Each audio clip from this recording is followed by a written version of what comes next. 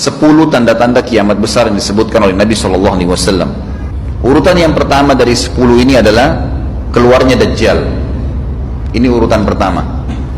Dajjal, jemaah sekalian, adalah diambil dari kata-kata Dajjalah yang berarti kekacauan.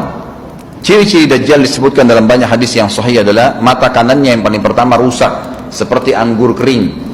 Kata Nabi SAW dalam hadis sahih, ketahuilah Dajjal buta mata kanannya dan Tuhan kalian tidak buta, karena dia akan mengaku sebagai Tuhan.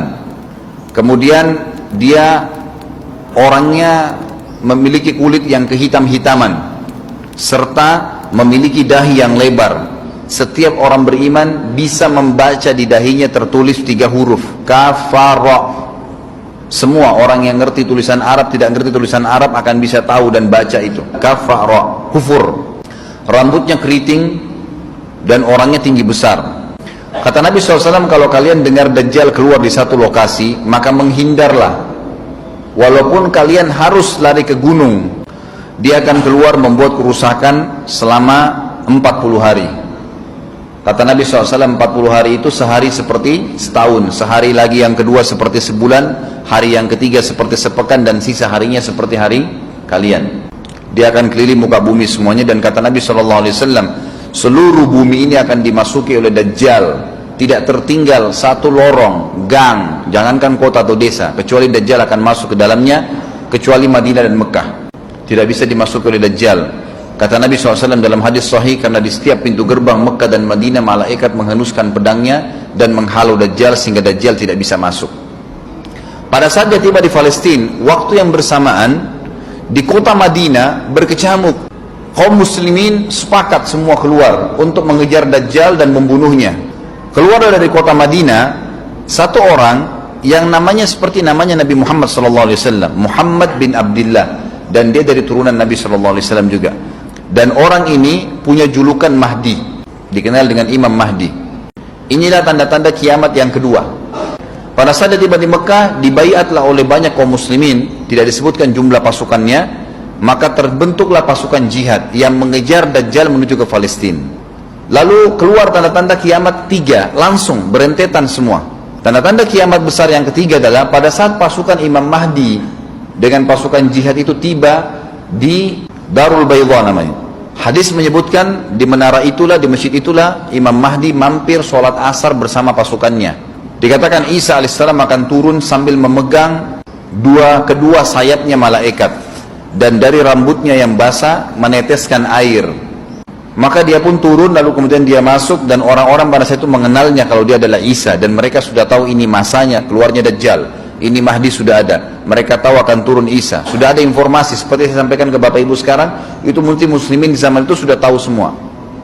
Sholatlah mereka, kemudian mereka menuju ke Palestina. Ringkas cerita adalah Nabi Isa alaihissalam akhirnya tiba dengan pasukan mujahidin di depan pintu gerbang Babulut. Dajjal mengatakan, bukakan pintu gerbang, mereka tidak akan mampu melawan kita karena pasukannya mereka banyak memang. Maka Dajjal dengan sombongnya menunggu di depan pintu gerbang. Pada saat dibuka, Dajjal kaget melihat ada Isa alaihissalam. Dan pada saat itu kata Nabi SAW, Dajjal faham kalau sudah tiba ajalnya. Begitu melihat Isa alaihissalam, dia lari dan badannya sambil meleleh di depan para pengikutnya. Pada saat Dajjal mati, pengikutnya pada ketakutan semua. Mereka anggap Dajjal Tuhan, mereka anggap Dajjal orang yang perkasa lah, orang yang kebal lah, beragam macam kelebihan. Mereka kaget pada saat mati. Maka bertebaranlah mereka, dan akhirnya mereka sembunyi di bawah pohon dan di atas batu. Kemudian batu dan pohon akan memberikan penjelasan, hai muslim, ini Yahudi, bunuhlah. Maka dibunuhlah pada saat itu mereka. Lalu Nabi Isa AS memimpin di muka bumi, dan kata Nabi SAW, pada saat itu Islam, agama Islam yang dibawa oleh Nabi SAW akan masuk ke semua rumah di muka bumi, gak tersisa. Satu dunia ini semuanya Islam. Hadis sahih. Maka Nabi Isa AS memimpin pada saat itu, disebutkan dalam hadis 40 tahun dengan ketenangan menerapkan hukum Islam. Semuanya beriman kepada Allah subhanahu wa ta'ala dan menjadi muslim. Setelah itu keluar tanda-tanda hari kiamat besar yang keempat, yaitu keluarnya Ya'juj dan Ma'juj. Kemudian setelah itu Isa AS memimpin lagi di muka bumi sampai beliau meninggal. Setelah Isa AS meninggal, kembali lagi sebagian besar manusia berbuat kekufuran.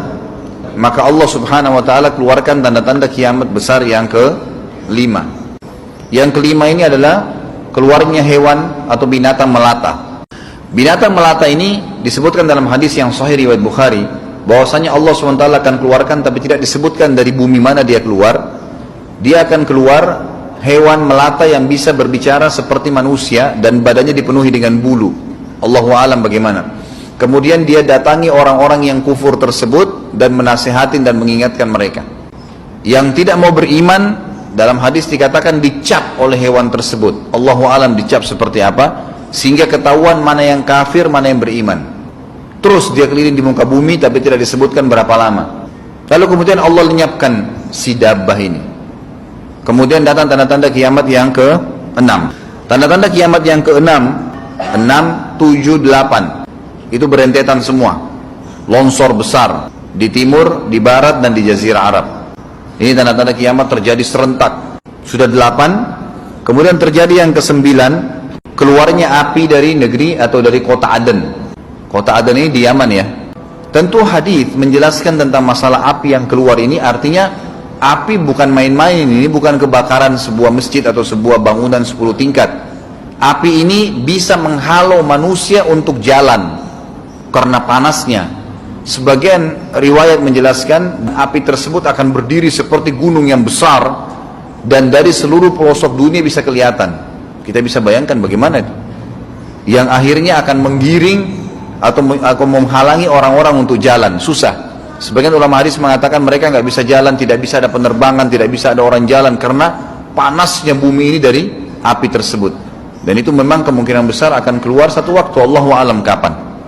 Dan yang terakhir, tanda-tanda kiamat sebelum ditiup sangkakala adalah terbitnya matahari dari tempat terbenamnya. Dan ini sudah terakhir sekali.